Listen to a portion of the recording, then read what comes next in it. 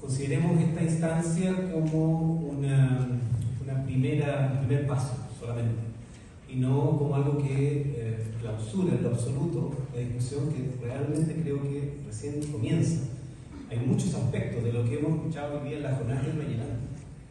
Lo que hemos escuchado durante el día es súper interesante en distintos ángulos, pero evidentemente que nos quedamos todos con preguntas guardadas, con una serie de inquietudes que hubiéramos querido discutir, precisar, inquirir incluso. Entonces me parece que, ojalá que esta iniciativa tenga un despliegue mayor en el tiempo. Seguramente que así se nos va a requerir. ¿Puedo hacer una pregunta si te digo? ¿O estoy con el brazo? Yo voy. ¿Voy con lo primero? Sí. Bueno. Sí, a mí lo que más me interesa es pensar más allá de esta cuestión social que tiene que ver con la regulación de sustancias psicoactivas, en este caso como psilocibin, su aplicación en terapia, en fin, es qué vamos a hacer si esto finalmente prospera y comienzan los primeros trámites. No entiendo nada cómo ocurre eso, pero legislativo, me imagino, la jurisprudencia que se implica en esto, todas las maniobras políticas en último término que significan llevar a un buen puerto la utilización de estas sustancias en el marco clínico. Entonces, nos vamos a tener que sentar a pensar muy seriamente cómo seguimos en adelante.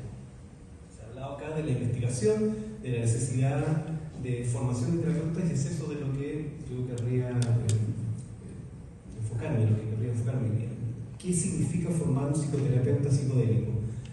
María Arroyo en la mañana o a mediodía hizo un alcance al respecto. Yo incluso voy a conectar algunas cosas con lo que ella ha planteado y otras que pretendo que tengan mayor especificidad desde un ángulo puntual. La siguiente.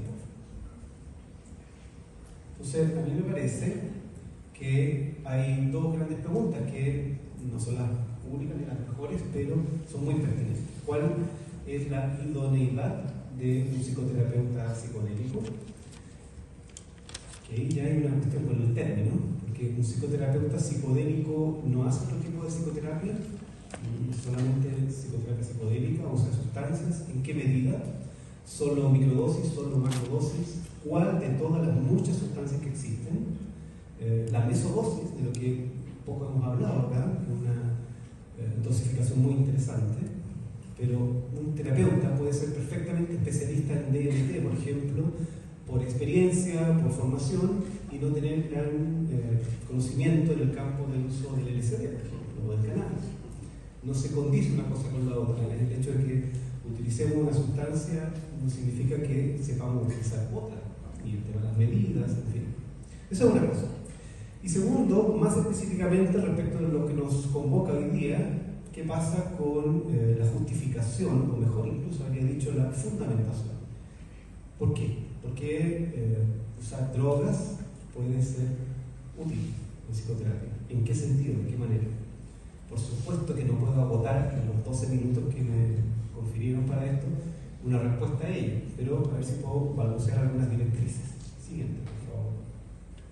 Entonces, respecto a esta idoneidad, yo propongo esto, en realidad no es ninguna verdad absoluta, ni mucho menos, simplemente una propuesta respecto de, en gran medida, o en función de lo que se ha hecho en otros países, yo creo que principalmente primermundistas. Y es que tenemos dos grandes ejes, el ético y el técnico. Y en el sentido ético no me quiero referir tanto a los códigos de ética o deontológicos que existen para distintas profesiones de la salud, en medicina, en psicología, en otras áreas. Existen códigos estáticos, ¿no?, que dicen esto sí, esto no. Yo estoy dando por contado que conocemos todo eso. Me refiero más bien a una ética en un sentido más amplio. Me atrevo a referirme, siguiente por favor, no me refería a lo técnico, tengo que tener una cosa. Sí, es que lo voy a dividir, lo voy a presentar por separado, pero en términos generales, por una parte sería lo ético en el sentido clásico, en el sentido de una etiqueta, es decir, de una reflexión sobre el modo en que habitamos el mundo. La palabra ética viene de ethos, y ethos significa cómo tú haces tu vida en el mundo, específicamente tú y nadie más, o cómo tú haces el oficio del carpintero específicamente. Entonces, poder reflexionar sobre esa actividad es lo que el primer término clásicamente se llama ética, más allá de una moral que establece cómo deben funcionar ciertas operaciones en una profesión, en un oficio, lo que sea. Por otro lado, el eje técnico, que, bueno, primero debe remitirse a un marco teórico que tenga alguna pretensión de contrastabilidad científica, es decir, que sea capaz y que esté abierto a la discusión dentro de una comunidad científica. Si existen, o los hay por supuesto, modelos de la mente que no están dispuestos al diálogo, que asumen unas tesis, comillas, porque sí, o porque se me revelaron, o porque las canalicé, o porque el gurú que sea las profiere así, me parece que eso, no estoy diciendo que sea ilegítimo, estoy diciendo que eso nos obstaculiza el trabajo que estamos pensando hoy día, que es llegar a, ¿por qué no decirlo?, a convencer a una comunidad mucho mayor que la que está acá presente, una comunidad política, una comunidad económica, una comunidad en sentido muy amplio que por supuesto que tiene lícitas reticencias respecto del uso de psicodélicos, de drogar a la gente para que se sienta mejor. Eso no suena bien. Y así es como se va a leer en muchos lugares. Nosotros acá probablemente todos tenemos experiencias psicodélicas y cada uno saca un discurso, una perspectiva afín o proclive. Pero eso no es lo que nos vamos a encontrar en el más amplio marco comunitario. Entonces hay un ejercicio de persuasión, y esa persuasión inevitablemente corre por el carril de la racionalización, es decir, de poder transparentar cada uno de los aspectos de la psicoterapia psicodélica, sin que ninguno de ellos plantee algo así como este es un aspecto mágico, este es un aspecto mediúmico, energético. Reitero, no quiero sonar despectivo ni mucho menos, pero de eso no se puede dar cuenta fácilmente. Necesitamos que el lenguaje sea comprensible por una amplia variedad de actores y agentes. Entonces, el marco teórico tiene que tener esa consistencia. Ahora sí, por favor. Entonces, más específicamente, desde lo ético, planteo, bueno, que el psicoterapeuta psicodélico debe tener un entrenamiento clínico, y esto no es ninguna novedad. Los entrenamientos clínicos de psicoterapia cumplen con ciertos requisitos aquí y en la que aquí, en todas partes.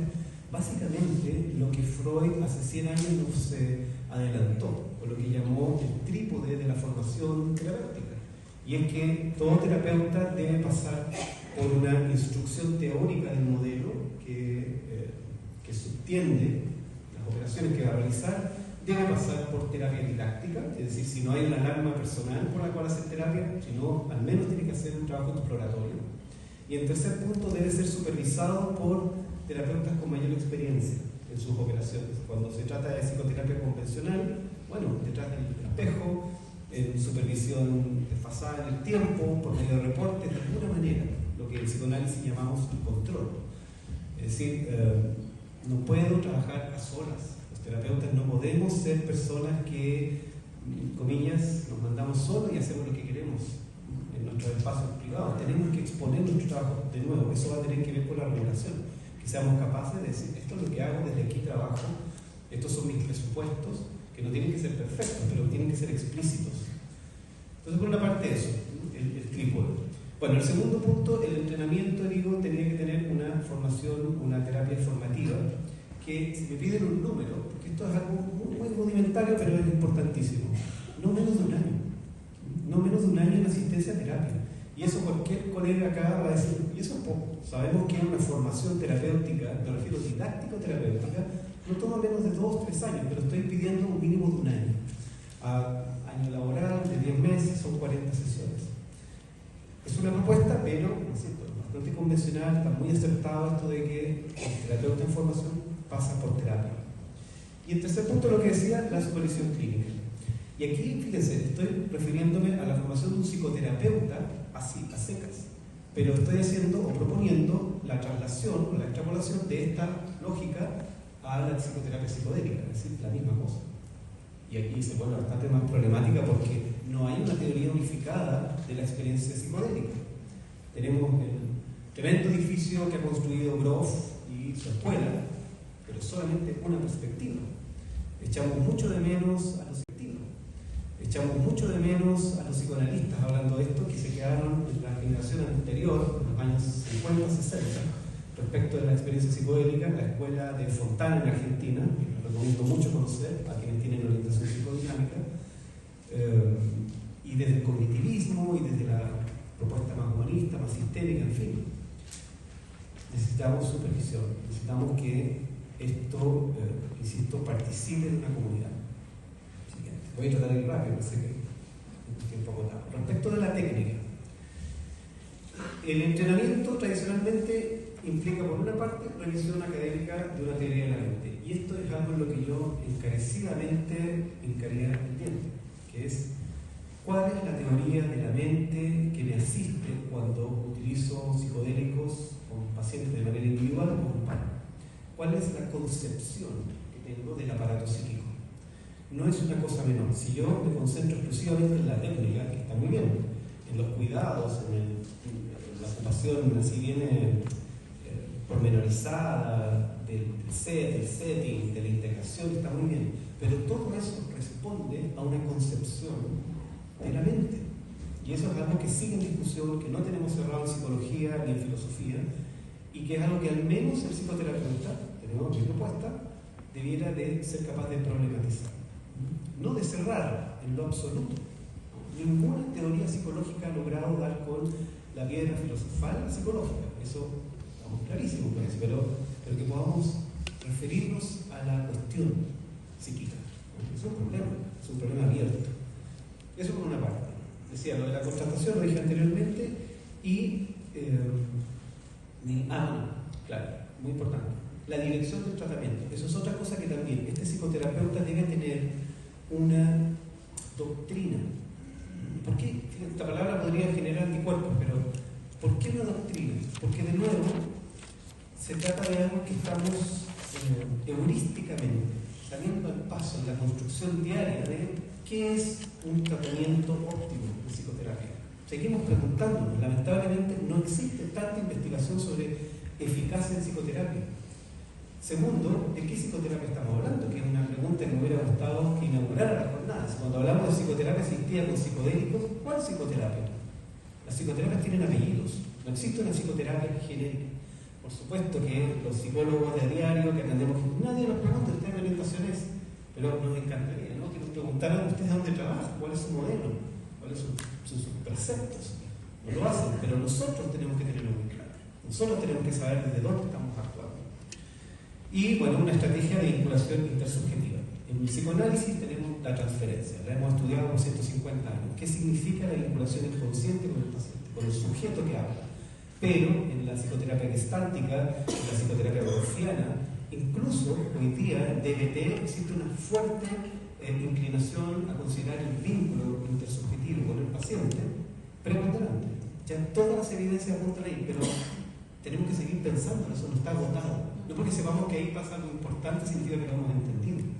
Y si esta vinculación se va a producir en un estado unificado de conciencia, que llamaré en adelante ES, si se produce en ese estado es aún más compleja. Ahí está, por ejemplo, una pregunta también muy importante de el psicoterapeuta debe o no debe utilizar psicodélicos en la sesión en que los aplica. Casi todos van a decir por ningún motivo, nunca.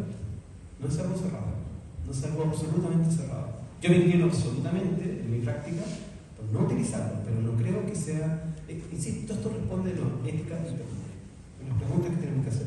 Y bueno, de nuevo, dentro de la misma metodología o de la cuestión metodológica más bien, la vinculación. ¿Cómo generamos adherencia terapéutica con el paciente? Hay distintas estrategias, pero eso no puede ser algo intuitivo.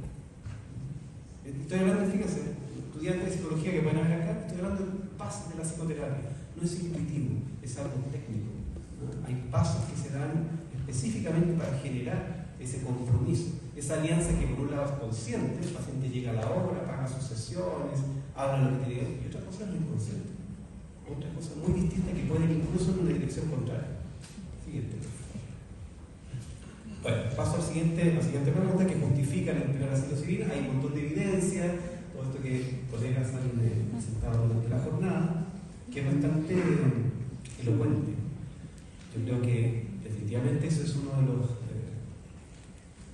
bastiones que tenemos para combatir en contra del escepticismo. Hay mucha evidencia, pero, de nuevo, aquí ya lo voy a plantear desde el punto de vista psicoanalítico. Nosotros contamos con tres estructuras psicológicas. Está por aceptarse o no una cuarta estructura que correspondería al espectro autista, que definitivamente no es una psicosis, pero tampoco es una neurosis, pero por lo pronto estas son las tres grandes figuras con las que trabajamos constantemente, y sin embargo ya tenemos bastante claridad de que más vale, voy a decir de esa manera, con ese relativo, más vale no emplear psicodélicos con estructuras psicóticas y perversas, aunque los perversos difícilmente van a llegar buscando ayuda psicodélica, no lo he visto nunca, pero entonces nos concentramos en el neurótico. Y en este sentido, desde la orientación psicodinámica, pero esto lo estoy planteando primero porque sé que hay mucha gente que tiene orientación psicodinámica, venga de una escuela más sistémica, más psicoanalítica, y dentro de psicoanalítica más gringa, más europea, más lacaniana, más yankee, o otras, incluso muchos grofianos son abiertamente psicodinámicos. Cuando digo psicodinámico me refiero a que admite la premisa fundamental del inconsciente, que se ha mencionado varias veces durante el día, pero que de nuevo necesita una explicitación muy específica de qué inconsciente estamos hablando. El inconsciente no es una bolsa en la que uno guarda cosas, eso ya está bastante obsoleto. Entonces, bueno, el paciente ingresa o solicita psicoterapia con funcionamiento en dos ejes. El motivo de consulta explícito que lo hace pedir ayuda por WhatsApp, por Instagram, telefónicamente, como sea. Y otra cosa distinta, el otro nivel, es la demanda subjetiva. Y la demanda subjetiva requiere de una escucha técnica.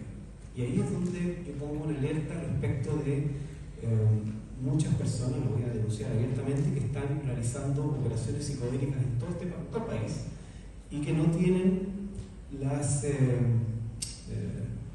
calificaciones para hacer esta escucha. Si alguien llega y me dice, pucha, supe que tú trabajas con hongos y me gustaría hacer una terapia porque no estoy durmiendo bien, ando súper enojón y no sé, tengo pérdida de memoria, estoy aburrido de la vida. Eso no es en lo absoluto. Yo necesito poder conectar y descifrar y vincularme con la dimensión subjetiva. Subjetiva no quiere decir el yo. No es el yo que golpeó la puerta, apagó la sesión y me dice estas cosas. De hecho, así muchos caballos de Troya clínicos pueden entrar al espacio psicodélico, suponiendo todos que había efectivamente un síntoma vivo que compete abordar desde lo psicodélico. Y no, podría no ser. Entonces, es un llamamiento a no considerar esto como algo tan sencillo como dar sustancias a personas que hacen 2 o 3 sesiones de preparación, que parecen estar muy bien dispuestos, que conocen los riesgos, que explícitamente a nivel consciente pueden darnos garantías. Eso no es suficiente. Necesito una vinculación en otro nivel, que llamamos transferencial en el psicoanálisis y que tendrá otros nombres en otras corrientes. O sea, una primera advertencia en ese sentido. Bueno, es lo que estoy planteando acá en la segunda parte.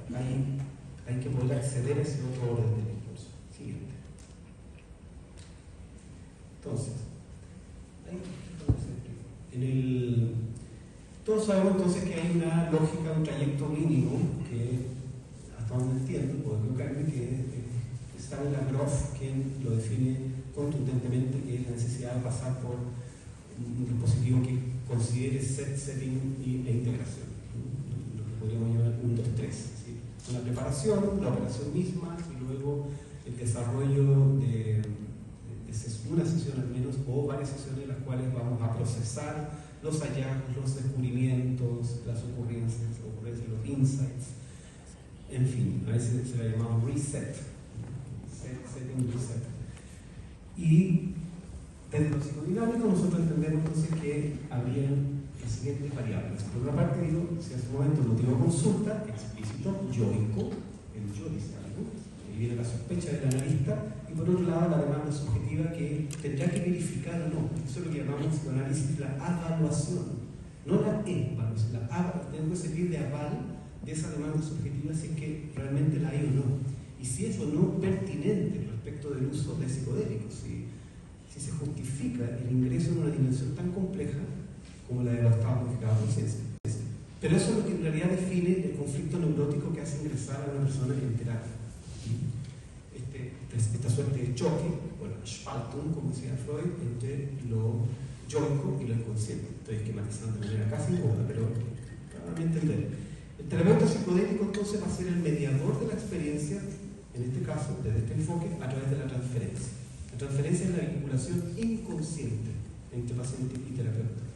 Y reitero, siendo esto tan importante y tan parte del setting, se habla del setting como el cuidado del espacio físico, seguro, orientación, etc., el espacio psíquico, de tranquilidad, de calma, de seguridad, pero hay un tercer factor transferencial. Yo puedo garantizar todo lo anterior, realmente que va a ser la pega bien hecha, soy una persona proba, que va a cuidar al paciente, que va a brindar todas las garantías necesarias, además tengo un lugar precioso donde puedo hacer el ejercicio, pero no me he ocupado de la transferencia. No está garantizado en lo absoluto que haya una vinculación en un momento en el que puedo necesitar, y ahí pondría un poquito de polémica, no tanto la mano física, ojo con eso, en la sesión, no digo que sí o que no, pero no tanto eso como la mano psíquica, como la capacidad de poder establecer una comunicación eficaz en virtud de los significantes, de lo que está diciendo el paciente, del discurso que plantea en el momento. Eso no es tan sencillo, insisto, requiere de una escucha clínica particular. Porque un paciente se esté desbordando y haciendo no sé qué ataque histérico no significa que tengo que alarmarme y que esa persona necesita más ayuda que los demás. No lo implica. Eso tiene que ser leído en esos casos, muy clave para versus alguien que puede estar muy tranquilo, muy obediente, dócil, que uno le dice, paciente ideal. Cuidado. En el momento en que abre la palabra dice tres cosas que yo tengo que estar muy atento de. Aquí podríamos estar avisorando un brote psicótico, por ejemplo. O al menos un contenido que está emergiendo que va a ser problemático y complejo en el ejercicio de integración. Entonces, bueno, estoy llamando a la suspicacia clínica, que sé que todos la practican, pero reforzándose. Entonces, pongo acá, el setting es el contexto psicofísico, pero además la transferencia clínica. Que, insisto, no es la buena onda, no es ser solamente amoroso y compasivo. Implica ser analítico en términos de qué escucho. ¿Qué escucho cuando el paciente en las sesiones previas dice? ¿Qué está diciendo ahí? ¿Qué dice ulteriormente después de la sesión psicodélica? No dice muchas cosas en ese estado. Bueno, el estado modificado de conciencia brinda entonces, y eso es lo que nos interesa, la oportunidad egolítica. De nuevo, en un trabajo que estoy próximo a publicar, propongo la diferencia entre psicólisis y ególisis, entendiendo que la psicólisis, disolución de lo psíquico, no ocurre. No, ni aunque le metas 20 gramos de psilocibina se va a disolver el aparato psíquico, no es que te desmayes. Pero realmente lo que sí podemos encontrar constantemente es lo egolítico. El ego parece disolverse, desestabilizarse, sacudirse, reperspectivizarse, cambia de perspectiva. La primera persona, esa primera persona de la que yo publico, desde la que profiero lo que digo, yo pienso, yo hablo, yo quiero, yo deseo, etc., pasa a nosotros. Es muy interesante esa hiperconectividad, eso que se llama conciencia unitiva, sensación de estar. Hay una traslación gramatical. Yo empiezo a hablar de un nosotros, puedo incluso hablar de un tú. Yo, hablando desde un tú, lo empatogénico que tiene. Es muy interesante lo que puede pasar. No me quiero referir tanto al fenómeno, sino a la perspectiva técnica. Me apuro un poquito. Entonces, lo egolítico es lo que nos interesa, ¿no? La sacudida, el remesón sobre el ego, este ego que nos maltrata tanto en los neuróticos, por eso estoy refiriendo esto a la neurosis. El ego en contra de sí mismo.